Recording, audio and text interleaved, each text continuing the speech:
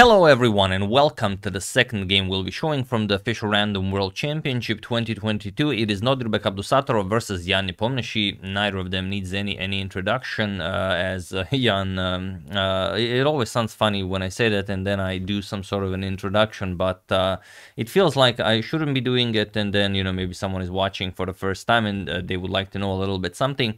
But yeah, just in short, Nodirbek, the reigning world rapid champion, and also like Peter Leko said, by the time he was 18, he was already the World Rapid Championship, and he already won the Olympiad with his team. So that's, I mean, quite an outstanding result for someone so young. And Jan Nepomniachtchi, not only the former World Chess Championship challenger, but also another, a second time in a row World Chess Championship challenger. Only this time he will not be actually challenging the world champion. He will be playing against Dinglieren for the World Chess Championship. So both of them truly incredible players. Well, this is Fischer Random. This is you know, gloves are off. No openings. No preparation. No theory. This is just, you know, we start fighting from move one. So let's see how the game how the game is different from the one that we've seen that Magnus played. So okay, Nodirbek starts with pawn to d4, same as Magnus, but now just a nice symmetrical pawn to d5 by Jan Nepomniachtchi. We have pawn to knight to g3 and now pawn to f5, already creating some sort of a funky position. We have pawn to e3 and pawn to e6. Now we have pawn to c4 and c6, sort of like if you would have a queen's gambit declined and some sort of funky defense against I think it's called what's this defense called, the stronghold, or no, the Stonehenge defense, or yeah, something like that. But yeah, it's similar to that, and it's should be very solid. But does it work in this particular setup? Well, it's up to Jan to show it to us. We have knight to c3, knight to d7, and now bishop to d2. We have knight to g6, so both players just putting pieces on optimal squares. Bishop to c2, Nodirbek clears the path for his king to castle queenside, and now we have knight to h4. Jan putting some pressure on Nodirbek's king side. We have pawn to f3 and now pawn to g5. We have queenside castles and now knight to b6. We have c captures on d5, e captures on d5, and now the immediate pawn to e4. Nodirbek says, okay, your king is still in the center of the board. It's time to open up some lines, even at the price of some material. And Jan says, all right, let's see what you got. So pawn to f4, attacking the knight on g3, and now Nodirbek sacrifices the knight. E captures on d5. Now, can the knight be captured? Not only should it be captured, it is the only way for you to continue the game. Otherwise, what are you really doing? So f captures on g3. Jan, of course, will capture it, and now it's up to Nodirbek to show that it doesn't work. Rook to e1 with check, and king to d7. So now Jan has to figure out how to artificially castle, or maybe even keep his king in the center of the board, but that is really hard to believe.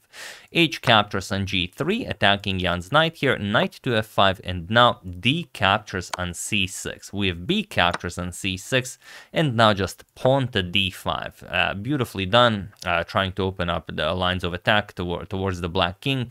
And even though it seems like you could just capture here, you really can't. The bishop pair is so dangerous here, and if you allow the position to open up, I can just show it real quickly. For example, captures, captures, and captures.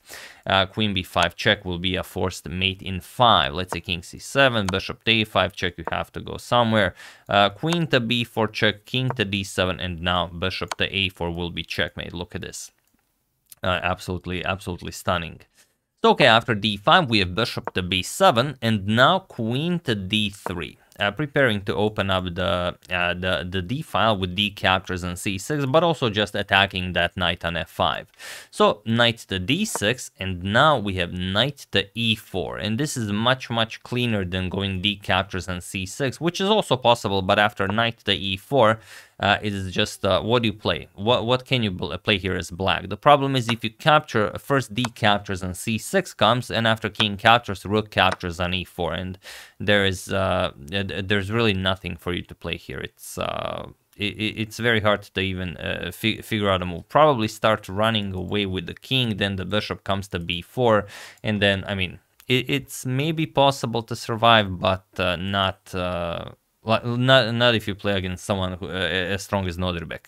So okay, after knight e4, we have the immediate knight captures on d5 by Nepo, but now knight captures on d6. And now what do you play?